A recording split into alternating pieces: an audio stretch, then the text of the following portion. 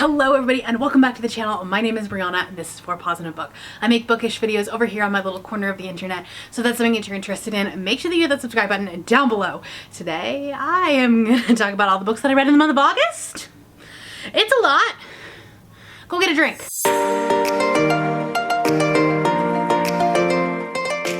August was by far the best reading month that I've had all year. I actually really thought that I wasn't going to be reading as much as I did during the month of August. I really thought that I would have so much going on with the Amazing Readathon and the admin portion of it that I wouldn't have as much time to read. And weirdly, that was not the case. If you're new to my channel and you haven't watched a wrap-up before, we're going to start by doing all of the nerdy statistics. I am a stats queen. I love that. So stick around for that, but I'll put timestamps down below if you don't want to watch that and you just want to watch my reactions to the books. I talk about my books in the order that I liked the least to the one that I liked the most, my favorite book of the month. So I'll have timestamps down below. But first, let's talk about some stats. I read 28 books and DNF'd another one, so 29 books in August. That is so many books. So many books. I read 8,753 pages, which is more than even my 28 and 28 when I read 28 books in February. 4 of these books were graphic novels, 19 were novels, and 5 were novellas. So I did have a very good mixture of things. Face Off Weekend definitely helped with those shorter books. I read 18 books targeted at an adult audience, 4 books targeted at a new adult audience. I also had 6 books targeted at a YA audience. I read a very wide variety of genres this month, which was really cool, and I also read a ton of books that were on my shelf already. I read 2 contemporary, 7 fantasy, 1 historical fiction, 4 horror, 7 romance, 5 sci-fi, and 2 thriller. My average star rating was a 3.66, which is, like, for me, pretty good. Anything above a 3.5 I say is a win for a month, because I feel like I rate lower for the most part than a lot of people do. I had 1 1.5 star read, 1 2-star read, 2 2.5 star reads, 5 3-star reads, 6 3.5 star reads, 5 4-star reads, 4 4.5 star reads, and 4 5-star reads. So I'm counting this as a win as far as like the quality of my books. All right, now on to the books. Let's start with the book that I DNF'd, and that was God of Neverland by Gamma Ray Martinez. This is kind of a Peter Pan retelling about Michael Darling as an adult and having to go back and find Peter. Now, Peter has kind of been revered as a god at this point, and no one can find him. And this brings in a lot of lore from other fairy tales and other stories and myths and things like that. In the very first chapter, we are introduced to King Arthur, which was weird. And the second book in this duology actually takes place in Wonderland. So there's a lot of different stories that are being like kind of squished together into this story. I got to about 53% of this book and realized I didn't care anymore. I had less than 2 hours left of the audiobook and I just didn't want to finish it. I was kind of bored. For as much as was going on in this book, there was really nothing happening. It was so fast-paced that you didn't really have a moment to breathe with the characters and like really get to know them. And so because of that, as we were ramping up the action into the second and third act, I didn't care. I didn't care what was happening. There's a blurb from Brandon Sanderson on here that says breakneck pacing, and I agree with that.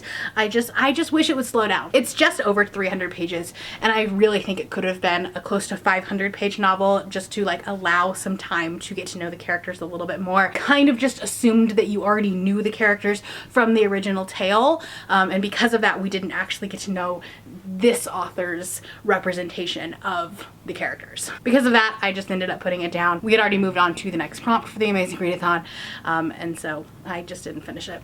Next up is my 1.5 star read, and I did talk about all of these books in my Amazing Readathon vlogs, so I'm not going to go into a ton of detail about it, especially books that I talked a lot about in those vlogs. This was one of them, and that was A Court of Ravens and Ruin by Eliza Rein. This is an author that's going to a Polycon, so I really wanted to try their books.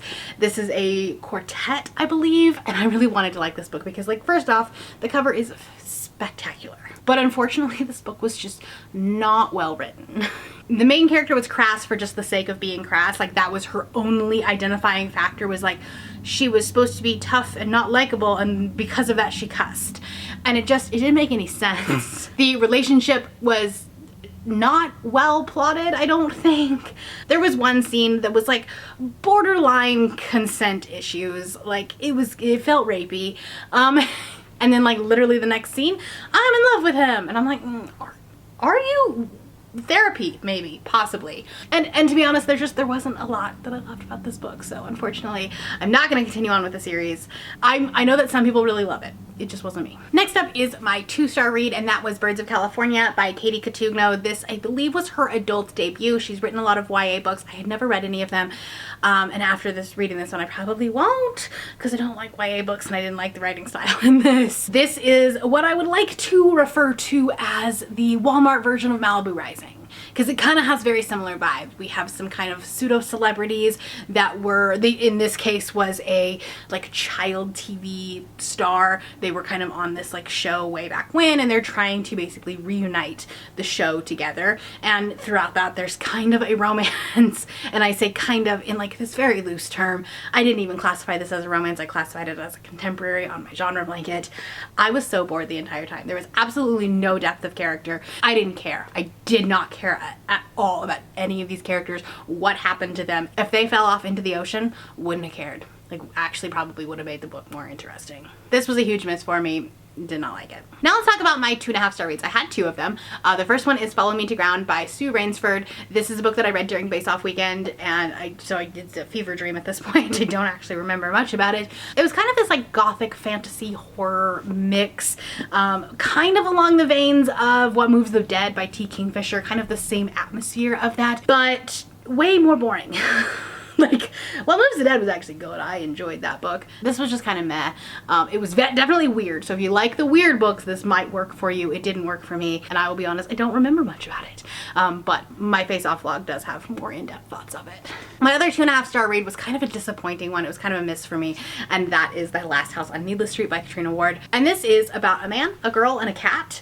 And you kind of see all of their perspectives about this one situation. They are kind of all intertwined together in a situation, a complex situation. I can't really talk about this book much without spoiling it. And for the first kind of like third of the book, I was really just bored. I loved the cat's perspective. She's a very religious cat, and that was really funny. Like, she would like push the Bible off the table and then it would fall open, and then she'd be like, this is my verse of the day. And it was really, really like funny. And the author really got the like perspective of the cat just done so perfectly. So I liked that POV. I didn't like the other ones, but really that was all I liked about the first part of it. Then we got to kind of like the middle of the book, and I was like, oh, okay, I am intrigued now. There was a plot twist. It was really interesting, and you know, I was curious, so I continued on and read on. And then the ending really dropped it for me. I am not a fan of when books, specifically thrillers and horrors, use mental illness as a plot device. I'm really not. Like, it's not something that works for me. I don't think I've ever read a book where that worked for me. Because, like, it shouldn't be. It shouldn't be a plot device. Because, like, I can't tell you about what it is without spoiling the book completely. But it should be a content warning. So, like, it just kind of made me mad at that point. So that's why I got 2.5 stars. If that's not something that bugs you, you might actually have fun with this, but like, it really bugged me. Now let's move on to my 3-star reads, and the first 2 I read during Face Off weekend. So the first one was Mrs. Wickham. This is the book that I started out Face Off weekend with, and this was an Audible original, and it's kind of a story of like post Pride and Prejudice, from Lizzie's perspective and like her marriage to Mr. Wickham. And I really liked the concept of this book, and I wish it would have actually been a full-length novel, because if it would have been, I probably would have loved it. But the problem is that in this very, very short novel, it was about 100 pages. There was too much of a character arc. Like, by the end of the book, Mr. Wickham was a great guy, and he's not. He has a lot of working to do. He needs to really work on himself. And the problem is that, like, you know, it was, the whole thing was just like, oh, no one believed in me, and now Lizzie believes in me, and now I'm a good person. And I just, it wasn't believable. But had we had 400 pages of him getting to that point, then I think it might have been believable. I don't know. This is a really interesting audiobook too, because it's kind of like a radio drama. It has some like background noises when they're in this, like in this, the shops and things like that.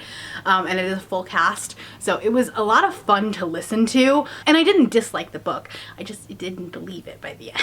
And then the other one that I read during Face Off was Lumberjanes Volume 1. I would really like to continue on in this series, because this one really just like got things set up. But it's a really fun graphic novel about kids going to a summer camp, and there are monsters.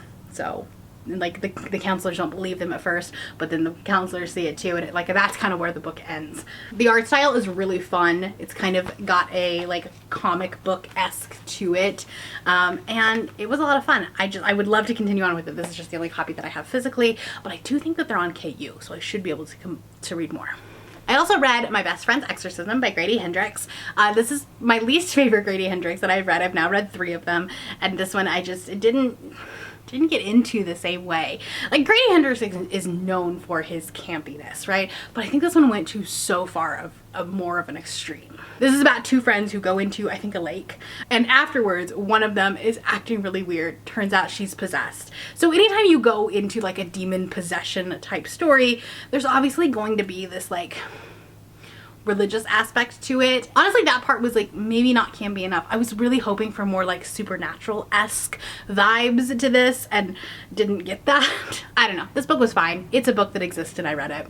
Another book that exists and I read it was The Library of the Dead by T.L. Huchu. This is a book about a woman who can speak to ghosts, and now she kind of runs a side business like talking to ghosts and like basically delivering messages from families to the ghost and vice versa. And then things kind of happen. It kind of has a grown-up feel to City of Ghosts by Victoria Schwab. It's kind of like an adult novel for that. Kind of the same vibes with definitely like a dark academia twist to it. I've kind of come to the conclusion that dark academia is not really a subgenre that I necessarily enjoy. So because of that, it wasn't like my favorite. My last 3-star book was The Romantic Agenda by Claire Kahn. This is an adult romance that's messy. When I talked about this in my vlog, I said something to the effect of, if you liked How I Met Your Mother and like the relationship messiness of that, you might like this. Because it's kind of like person A is in love with person B, but then person B is dating person C, and then they all go on vacation, so person C also brings her ex, which is person D, and then person D fake dates person A to make person B jealous. It's messy. How do you really think about that one? Of course, person D and person A are gonna like have their own feelings for each other because they're fake dating. So that part was really fun. But because there were so many people, like so many moving parts in this story, and like the entire time she's still pining after person B, all the while this like little relationship is forming between person A and person D, you didn't ever like really buy into that because you were still kind of hoping that like she would get with person B, and it wasn't like nobody was a bad person. It was just kind of messy, and really like we should have just been poly. At the end of the day. If we would have just all been poly, it probably would have worked out better. So needless to say, this was a kind of middle of the road book. I will say though, there is really good ace representation. Claire Kahn writes ace representation really, really well, and I think it was explained really well. I'm not ace, so I'm not the person to tell you that it was accurate representation, but for me, I thought it was explained really well. Moving on to my 3.5 stars, I read 2 of them during face-off weekend, so we'll start there. The first one is Hard Reboot by Django Wexler. I love Django's writing, and I love that this is also sapphic. All of his books have a sapphic relationship in it, and he writes them very well. Like, sometimes it's kind of scary when a man writes a sapphic relationship. It can kind of feel fetishized, but Ashes of the Sun has one of my favorite sapphic relationships in all of literature. So personally, I love his writing of sapphic relationships, and I'm fine with it. Keep doing it, please. This book was basically if you had robotics, but like made it political and murdery. Basically, we have robots that compete and they fight each other, but then like there's also this political system to it. It was really interesting, and I would love to see a novel in this world. I would love to have seen this expanded. Novellas tend to be not my favorite things in the world because I am a world building girly, and I really want to see more in-depth, like expansive worlds, and you can't get that in 150 pages, unfortunately. So this was really fun, but it kind of felt like a sampler of a book. Kind of got the high points, but we didn't really dive in deep. The next one that I read during face-off weekend was Love and Gravity by Ari North. This is a sci-fi graphic novel, and it is also queer. Really queer. It's absolutely beautiful. I mean, I just have to show you this for a second. It's not going to spoil anything, but like, look how pretty this is. Like the pinks and the purples and the blues. And this is really a slice of life book in a sci-fi like futuristic world. And this is the second book in a series, so I can't really like go into detail about it. The first volume is really about loving who you are, accepting who you are, and like specifically when it comes to your physical appearance. In this world, you can have body modifications, and one person cannot. Like, she's allergic to the body modifications, so she has to like go about her life in her natural state, and she has to like come to terms with that. This book doesn't dive that much into that specific thing. It's more about the relationship that was established in the first book, and them like talking through things and like going to school and like having like relationship problems while at college. And it was so cute. Highly recommend this graphic novel series. I believe it's still on Webtoons, but the physical bind up are on Amazon, I believe. Now let's talk about the other 3.5-star reads that I read throughout the month. The first one is Fake Dates and Mooncakes by Sherry Lee. This is a queer YA story about two boys. One of them runs his family runs a Chinese takeout, and he wants to compete in this cooking competition. He needs a sponsor, so this other boy is the family of like this very rich business empire thing. They make a sizable donation in return for him going to, I think, one of his like family's wedding like event as his boyfriend, so that they can like get his family off his back. Listen, fake dating, god tier trope at any age level. This book was so cute and so sweet. The fake dating is just absolutely adorable. There's a lot of cultural diversity in here, especially when you're talking about the food and the like holidays and things like that. And I really enjoyed learning about that. So if you do like YA romance, especially if you're looking for something queer, I recommend this. Then we have The Stardust Thief by Chelsea Abdullah.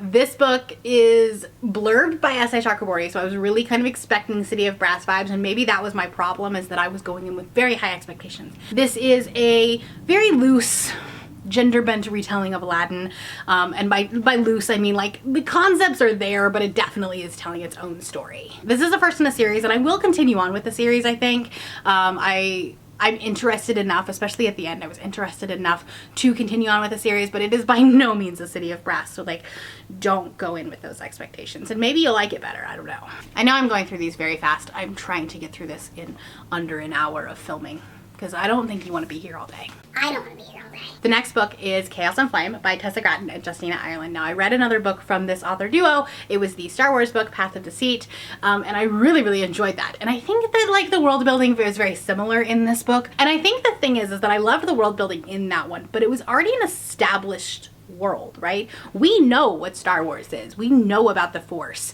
And so it didn't need to be explained. And then I think what probably happened was that I just assumed that everything was like so perfect in that book that it would translate here, but then when you go into your own world, you have to explain things. And I was very confused about this. This book is not long enough to be a political fantasy with like warring factions and like courtroom drama and politics and like backstabbing.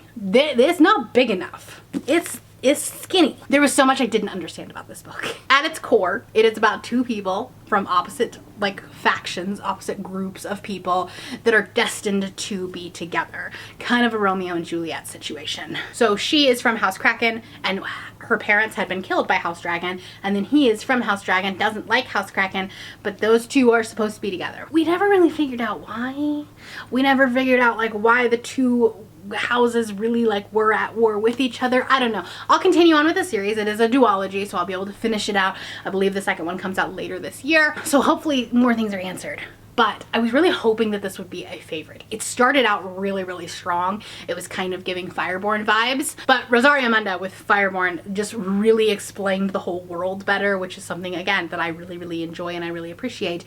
And so when this one didn't do that and it kind of fell flat, and I was left more confused than anything else. Then my last 3.5-star read was On Rotation. This is a contemporary story. It's about a woman who is in med school, and she is just trying to get through med school. She is Ghanaian American, and the author is as well, and so I really appreciated the commentary about this book, specifically when it came to the treatment of Black people in hospitals and in the medical system as a whole. There was a scene very early on about something that had happened in a waiting room, and a kid was not seen, and the question came up about like, is it because he's Black? And so she ends up writing her entire dissertation, her whole like research project on how Black people are treated in the medical system. And I really loved that portion of the book. Where I think it lost me was in the actual romance of this book, because it was trying to be something that it really wasn't. This book really isn't a romance, and I think it probably would have been stronger if we didn't even have a romantic subplot in this book, because anytime we were having these like light fun moments, I just felt like we were taken out of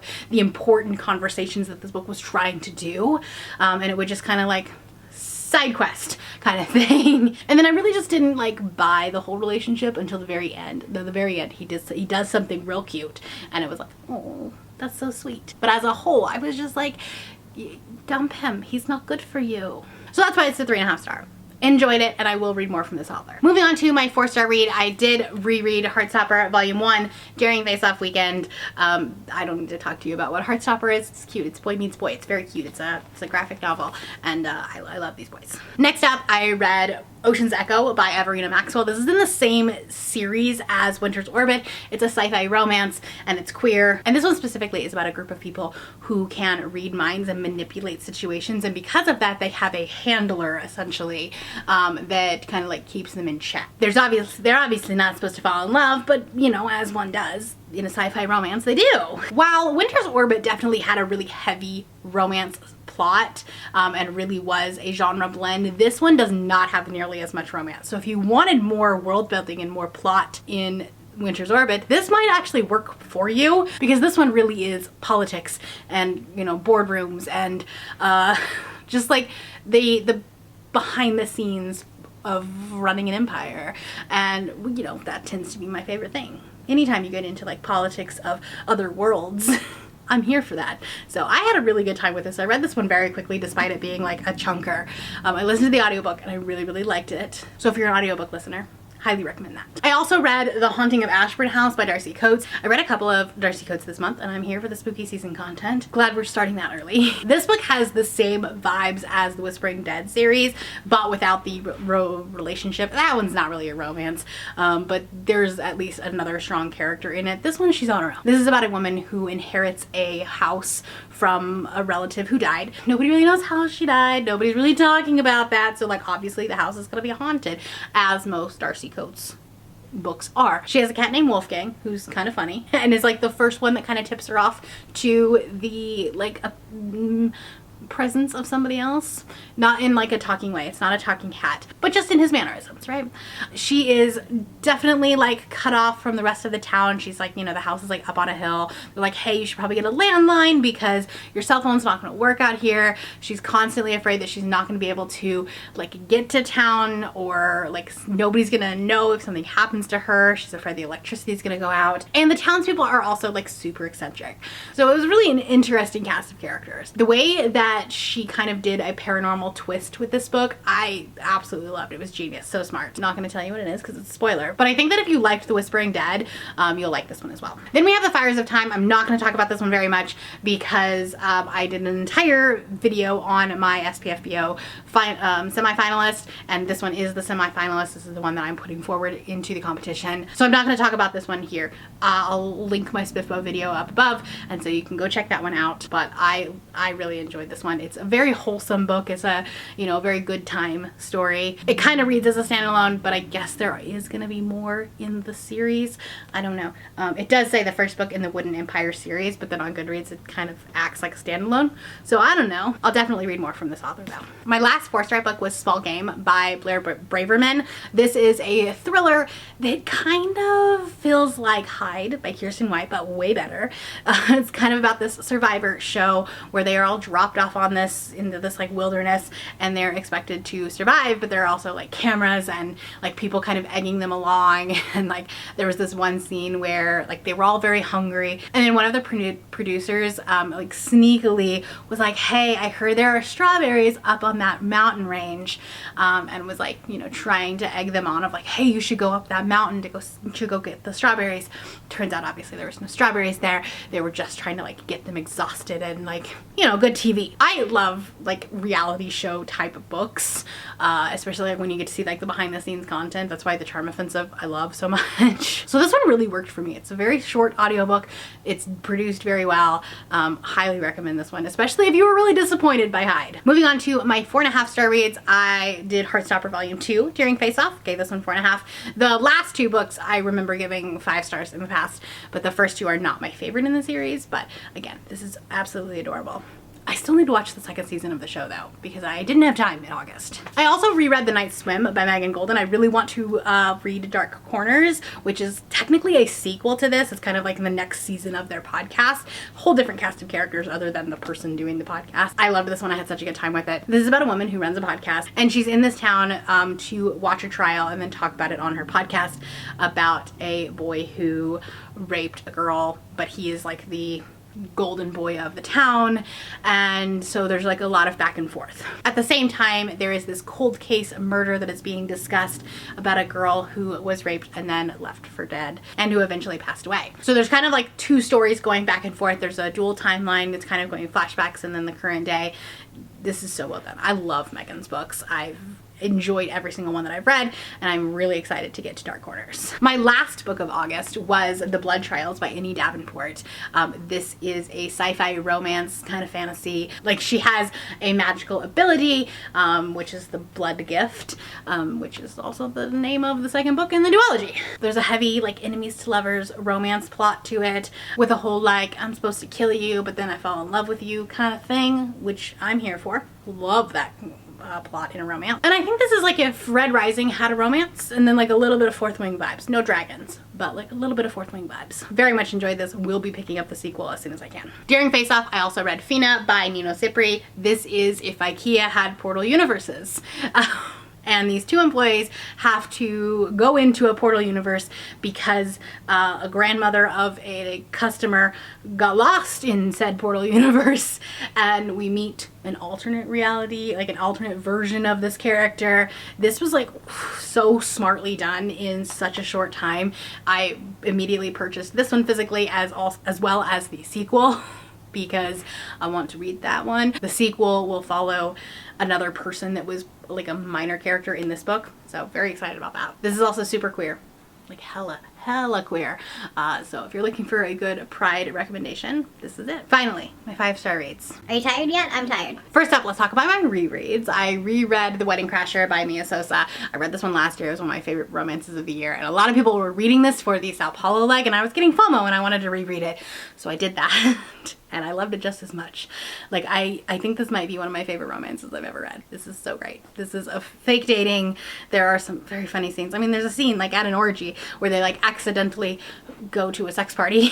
There's also these really soft, sweet moments to it. So cannot recommend this book enough. During Face Off weekend, I read Love at First Sight by Cara Stone. This was such a pleasant surprise. I absolutely loved this one. I will definitely be reading more from this author. This is a super short novella. This book is about two academic partners who like had a thing way back when, like before the book started, and there was a misunderstanding, so then they hated each other, but then they had to work together, so they became friends, and then they fell in love. And it was like this whole progression, and the whole point of their research project was like trying to see if like there was love at first sight, like if you could fall in love with someone on your first time meeting them. And the journey these characters go on in like 200 pages was just absolutely adorable. I had so much fun with this book. So I really want to read more from this author. She has some other Audible originals. Very excited to pick those up. Then I read From Below by Darcy Coates. This is not quite my favorite Darcy Coates book. I don't think it's gonna pass Voices in the Snow, but I still really loved it. Underwater, like horror is, like sci-fi horror is one of my favorite when you're talking about horror subgenres and genre blends, because it's so psychological. It's like, is my brain playing tricks on me, or is like, was that a ghost? Was that an underwater zombie? This very much feels like the angels from Doctor Who. If you know, you know. They're creepy. And it has a dual timeline between when the Arcadia went down and then the dive team that is looking for it as like a research project. This had so much tension in it, so much angst. It was, you're really rooting for these characters. Darcy has such a a fantastic talent in making you root for all of these characters. There's one guy on the dive team who just wants to get back so that he can propose to his girlfriend, and you're just rooting for him because you want everything to be okay. I cannot wait to read the rest of Darcy's backlist. I'm obsessed with her books. And then my favorite book of the month, to nobody's surprise, is The Fake Boyfriend Fiasco by Talia Hibbert. This is like a sweet novella. It used to be called Sweet on the Greek, and this is a fake dating relationship. He pays her to be his girlfriend for this like vacation that they have to go on, and it's so steamy, so spicy, because like obviously they're in close proximity. There's an only one bed trope, all these fun things that happen when you're like on in a Spanish villa, and you know, your fake girlfriend is hot. This is right up there with Danny and Zaph level of spiciness and steaminess, and like as much as I love Zaph, I love Nick. It's so cute. Cannot recommend this book enough. I had to go and buy a physical copy because they changed the cover, and she is cute. She's so cute. Okay.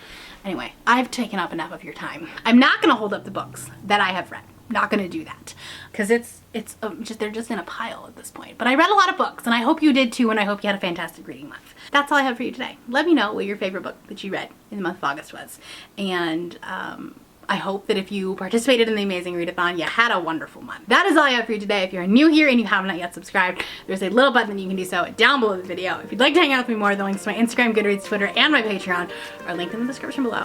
Thank you for watching, and I will see you next time. Bye.